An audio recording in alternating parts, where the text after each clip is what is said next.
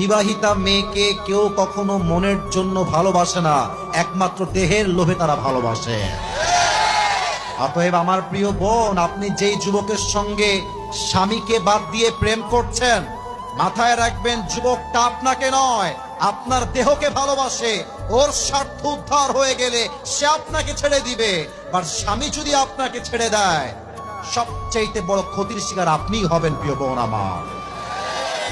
কারণ কি, ডিভোর্স হলে পুরুষের আহামরি কোনো ক্ষতি হয় না, সব ক্ষতি হয় একজন মেয়ের। কারণ সমাজে ডিভোর্সি মেয়ের আহামরি কোনো দাম নাই। কেন দাম নাই? এক নাম্বার, পুরুষের কাছে নারীর সতীত্ব অনেক দামি জিনিস। যেই নারীর সতীত্ব হারিয়ে যায়, সমাজে তার সম্মান, স্ট্যাটাস কমে যায়।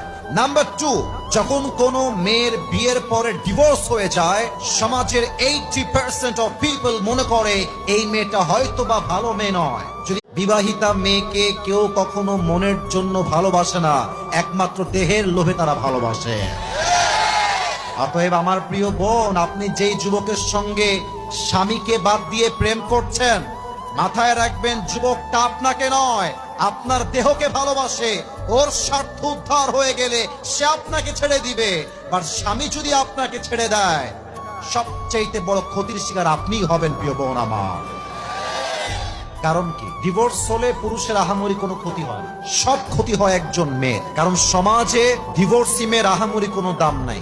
কেন দাম নাই? এক নাম্বার, পুরুষের কাছে নারীর সতীত্ব অনেক দামি জিনিস। যেই নারীর সতীত্ব হারিয়ে যায়, সমাজে তার সম্মান, স্ট্যাটাস কমে যায়। নাম্বার টু, যখন কোনো মেয়ের বিয়ের পরে ডিভোর্স হয়ে যায়, সমাজের 80% অফ পিপল মনে করে এই মেয়েটা হয়তো বা ভালো মেয়ে নয়। যদি